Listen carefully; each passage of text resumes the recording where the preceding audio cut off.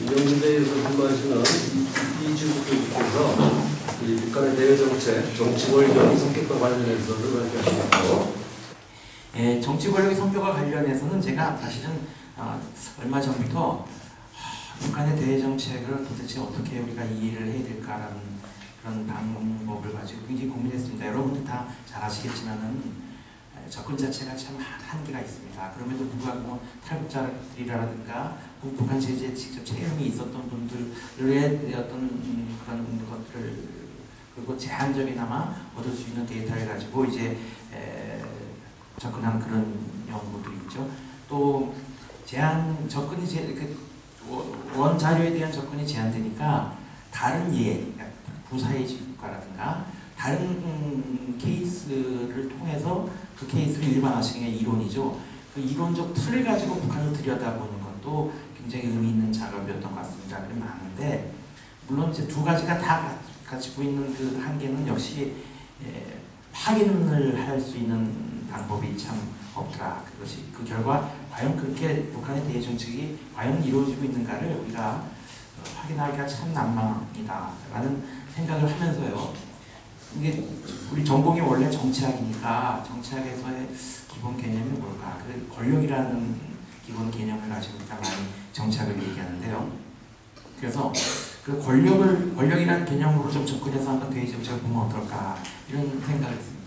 전제가 뭐냐면은 우리 정치학에서 얘기하는 그 권력, 정치인 혹은 정당 혹은 정치 집단은 권력을 추구하고요. 잡은 권력을 유지하고 강화하고 지속시키려 합니다.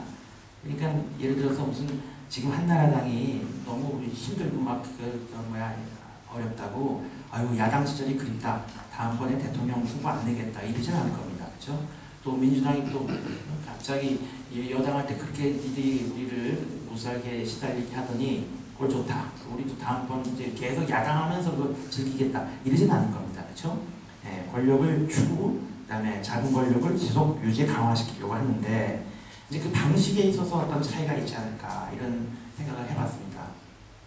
그걸 이제 여러 개념이 있겠지만은 저는 통제와 지지라고 하는 좀 이렇게 상반된 대비되는 개념을 가지고 보면은 어떨까? 잘 아시겠지만은 권력을 유지 강화 지속시키는 방식 중에 통제의 방식이 대단히 유효한 어떤 시공간이 있었습니다. 지금은 뭐 통제를 통해서 언론 조작이라든가 야당 탄압이라든가 뭐 이런 메커니즘을 통해서 권력을 유지 강화 지속시키는 일이라는 것이 대한민국에서 일단 생각이 어렵다. 그럼에도 불구하고 과거 왕권 국가라든가 뭐 우리나라 건국 초기 그 다음에 이어지는 유신 권위주의 정권 하에서는 국민들에게 어떤 유권자로부터의 지지를 받아서 투표를 많이 얻음으로 해서 그래서 권력을 유지하고 지속시키고 강화시키는 쪽보다는 아무래도 통제에 의존한 바가 컸었다.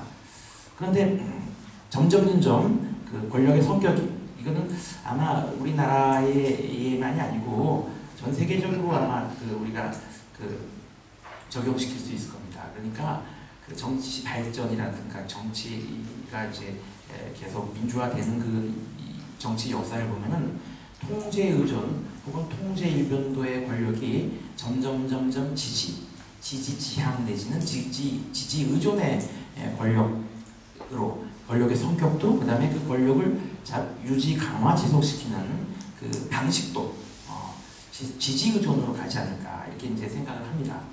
근데 이제 북한의 경우에는 여러 가지 우리가 논의가 있을 수 있겠지만은 지금 아마 우리 대한민국은 아마 지금 이럴 겁니다. 대통령은 단임제니까 어차피 아마 한나라 당이라고 글쎄 그 안에 보면 개파가 많다 그러는데 아무튼 그 당이 그 단위가 돼서 한나라당의 재집권, 한나라당 국회의원들의 많은 당선, 한나라당 무슨 예를 들어서 후보자들의 각급 지자체, 자치단체장의 당선, 아마 이런 것들을 당을 기본 단위로 해서 움직이는 것 같습니다.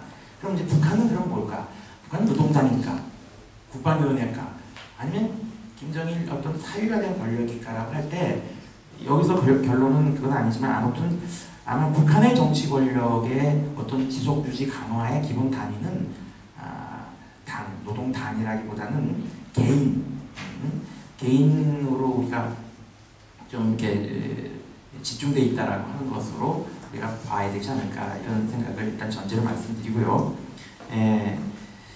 그래서 이제 북한의 이제 정치 권력은 과연 어땠을까라는 것을 이제 한번 우리가 역사적으로 볼 때요.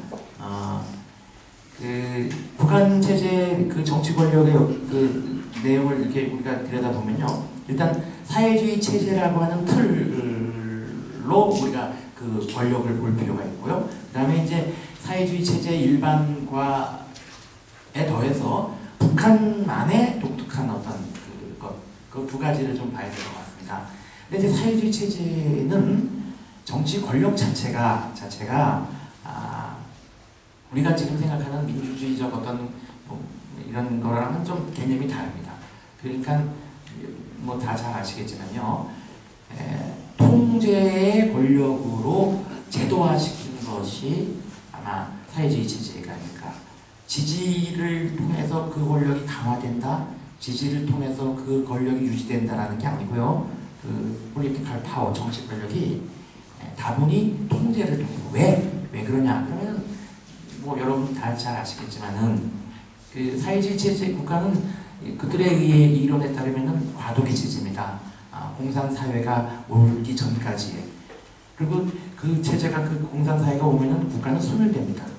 어차피 소멸된 국가를 중심으로 해서 국가 중심으로 해서 체제가 이게 편성된 게 아니고 성립된 게 아니고 그러니까 사회주의 그러니까 과도기 세계 공산 혁명의 완성의 그 과도기에 있다. 그러니까 그때 사회주의 체제는 뭐냐? 공산혁명을 완성시키는 일종의 그 준전시다. 전시죠. 배급이라는 게 우리가 흔히 일반적인 사회주의 그 프리즘을 빼고 보면은 사실은 배급은 교모소, 감옥이나 혹은 전시입니다. 의식주를 정치 권력이 통제하죠. 왜? 전쟁에서 이기기 위해서. 가장 중요한 건 전쟁이니까. 전시에는 일종의 그 혁명이라는 성전, 세계혁명의 완성이라는 성전을 염두에 두는. 그러다 보니까 국가는 어차피 없어질 나라니까, 없어지는 제도니까 행정부, 입법부, 사법부 중심으로 국가가, 그러니까 사회주의 체제가 유지되지 않고요. 일종의 혁명 성전의 전투사령부. 전투사령부가 2개, 3개일 수가 없죠. 복수정당제라는 개념이 성립되기 어려웠다는 의미죠. 그러니까 결국 유일당, 그 혁명의 지도사령부로서 유일당이 있고, 그리고 거기에 이제 모든 권력이 전시니까 집중되는 거죠. 선거라든가 인민들의 지지를 얻고자 그걸 신경 쓰는 체제가 있을 수 없죠. 왜냐하면 혁명이라고 하는 그 상위 목표가 모든 것을 압도하는 그런 의미로 체제가 구성되었다. 자, 그러다 보니까 그 배급 그 다음에 그러는 그 사회주의 체제가 그 성립하는 그 사회주의 체제를 제도화를 안착시키는 과정도 대단히 배제적이고, 인민들의 지지나 동의에 있어서는 배제적이었고, 어떤 의미에서는 강압 폭력적이었고, 뭐 이런 어떤 사회주의적 특성 그게 있죠. 그 다음에 이제 북한 김일성 권력의 사유화, 그 사유화에 대해서도 사실은 그 불가피론, 그 다음에 혹은 그럴 수밖에 없는 그 어떤 사정, 뭐 이런 주장이 많습니다. 뭐 그 의도와는 관계없이 아무튼 개인에게 권력이 사유화된 것만큼은 우리가 볼 수 있지 않겠느냐. 그 의도가 뭔지는 모르겠지만, 자, 그래서 북한은 그 애초에 통제 위주, 통제 의존의 권력으로 출발해서 그런 식으로 권력 행사를 하면서 권력의 유지 지속 강화되는 그런 도상에서 사실은 지금 중국 공산당이라든가 베트남 공산당의 예를 보면은 개혁개방이라고 하는 어떤 그런 방식을 통해서 인민들의 지지를 획득하고 있는, 그래서 개혁개방이라는 것 때문에 통제는 이완되지만은 그 이완되는 통제로 말미암아 손실되는 권력의 어떤 그 부분을 인민들의 성과, 그러니까 경제 성과라고 하는 거를 통해서 인민들로부터의 지지를 수혈받아서 그 정치 권력이 계속 유지 지속 강화되는 그런 체제 단계로 바뀌지 않았는가 이런 생각을 하는데 안타깝게도 북한은 그런 게 아직까지 보이지 않습니다. 북한의 대외 정책을 직접 이제 우리가 들어가서 보면은요, 우리가 대외 정책 뭐 여러 가지를 얘기할 수 있겠는데요. 뭐 대외 관계가 전제가 되겠죠. 대외 정책이라든가, 그다음에 또 그런 대외 접촉이 있겠죠. 결국에는 대외 정책을 우리가 여러 측면에서 보지만 저는 이제 개방이라고 하는 측면으로 놓고 본다면은 개혁과 개방은 불가분의 관계인데 뭐 길게는 설명 못 드리고요 지금요. 그래서 우리 북한에서는 그러니까 정치 권력을 지속 강화시키는 것은 뭐 한나라당도 그렇고 김정일도 그렇고 어느 정치인이나 정치인은 다 지속 강화 유지시키려고 하는데 그 방식이 우리는 국민들로부터 어떻게 인기를 걸어야 되느냐, 국민들로부터 어떻게 여론을, 민심을 획득하느냐, 그것이 표로 연결돼서 그래서 권력을 계속 재창출하고 지속 강화시키는데 거기에 반해서 북한은 그런 시스템으로 들어가지 못하고 여전히 통제, 그러니까 점점 더 내외적 상황이 어려워짐과 동시에 오히려 통제 일변도 정도가 아니고 이제는 통제 중독형으로까지 가는 게 아닌가. 그래서 제가 그 도표를 2개를 그려놨는데요. 개혁 개방을 하면은 그다음에 통제는 점점 하락하는 그런 곡선 때문에 아마 통제를 력을 안 놓치려고 개혁 개방을 안 한다 이겁니다.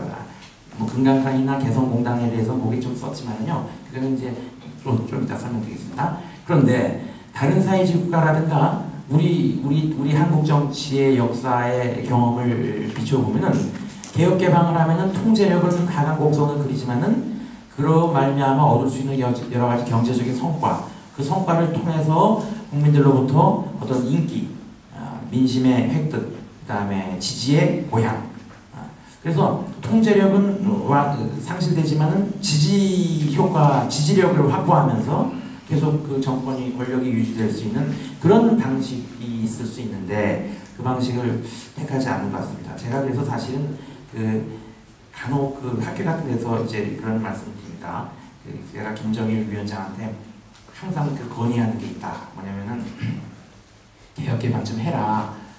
야당도 좀 허용하고 또 언론도 좀 자유 언론도 좀 만들어라. 만약에 그러다가 그렇게 해서 개혁 개방하면서 그 성과를 올릴 수 있다. 만약에 언론이 너무 마음에 안 들면 언론사 문 닫게 하면 된다. 광고 탄압도 하고, 그다음에 또 야당 인사들이 너무 격렬하게 반항하면은 야당 탄압해라. 잡아갖고 그냥 반사회주의법이라 해갖고 사형 선고도 시키고 그래라. 그래도 개혁 개방이라고 하는 걸 통해서 권력을 유지 지속 강화시킬 수 있는 방법이 있다. 박정희 같은 예를 봐라. 그랬더니 대답은 그런 것 같아요. 박정희가 어떻게 죽었냐. 그러니까 완벽한 통제.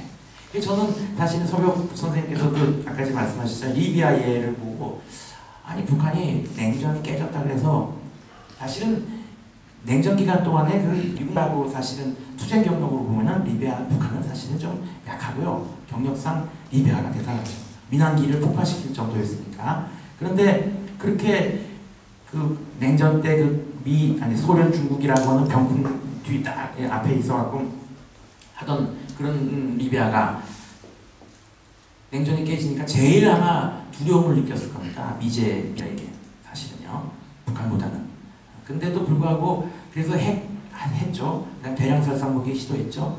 그러다 결국 이러다가 인민들이 굶어 죽는다 안 되겠다 그래갖고 다 털고 나와갖고 프랑스도 방문하고 유엔에서도 저는 그걸 보면서 야 김정일이 저걸 보고 배워야 되는데 이런 생각을 했거든요. 근데 지금 리비아 상태가 이렇게 돌아가는 거 보니까 김정일이 아마 더 안 할 겁니다. 이제는요.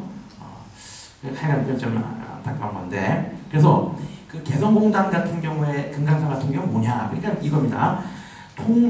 압박 정책이든 북한에 대한 어떤 호혜 무슨 대화 협력 정책이든 간에 북한의 정치 권력의 속성상 통제 체제를 위협하는 그 여부에 따라서 반응하더라. 아무리 압박을 하더라도 그 통제 체제의 그 위협이 별로 안 된다. 그러면 그냥 버텨나가는 거고요. 혹은 아무리 당근을 주더라도 이게 통제 체제 위협이 되더라 그러면 당장 끊어야 되는 거죠. 그러니까 금강산 관광은 제가 보기에는 굉장히 북한으로서 부담스러웠던 것 같은데, 북한이 만약에 그걸 계기로 해서 이래서 개혁 개방을 또 확산시키고 그러려고 했으면은 사실 금강산에서 많이 배웠어야 됩니다. 북한의 젊은 사람들 많잖아요. 똑똑한 사람들. 그런 사람들을 현대화산 서울에다가 파견해갖고요. 그 관광객들 어떻게 모집하느냐 뭐 이런 거 배우고, 그래갖고 묘양산은 우리끼리 열겠다. 왜 현대화산이라고 반응 안 합니까? 우리끼리 열겠다. 차가 얻어갖고 배 얻어갖고 다 돈 빌려갖고 할 수 있다 이거죠. 자리 한 자리라도 달러 한 1달러라도 벌어들이려고 그러면 그렇게 했어야 되는데, 김정일이 어떻게 했냐면요. 그 나와있던 사람들 중에서 대남 주민들 관광객 접촉이 많은 사람들 다 바꿔버렸어요. 저 조선 쪽으로. 그러니까 접촉을 더 못하게 한 거죠. 그에 비해서 개성은 제가 보기에는요. 공장 체제가 뭐 가보시면 다 아시겠지만 개별적 이게 접촉 같은 게 대단히 관광지보다는 제한되어 있고 잘 통제되어 있습니다. 그러니까 통제 위협이 안 되는 한에서는 개혁개방을 유지하되, 그것이 통제의 어떤 조금이라도 뭔가 그 위해가 된다거나 그러면 또 다시 문 닫아버리고 그런 측면이 좀 강하더라. 그게 다 어떻게 보면 정치 권력의 성격에서부터 이렇게 비롯된 거라고 보는데, 정치 권력의 성격이 지금 이제 김정은이한테 또까지 이제 내려가는 걸로 봐서 그 의도는 뭔지 모르겠습니다. 뭐 조국 통일 성전의 그 어떤 그 완성인지 아니면은 그 자체의 어떤 생존 전략인지. 근데 이제 자체의 생존 전략이라고 할 때 그것이 과연 북한이라고 하는 국민을 포함한 국가의 생존인지, 아니면은 사회주의 체제를 그대로 고수하겠다라고 하는 의미에서, 사회주의라는 거는 헌법에서 많이 이제 얘기를 안 한다고 하지만은 실제로 북한 체제의 근간은 아직까지도 사회주의 체제입니다. 일단 국가가 의식주를, 인민들의 의식주를 책임집니다. 책임진다는 건 뭐냐면 국가가 의식주의 권리를 배타적으로 독점하고 있습니다.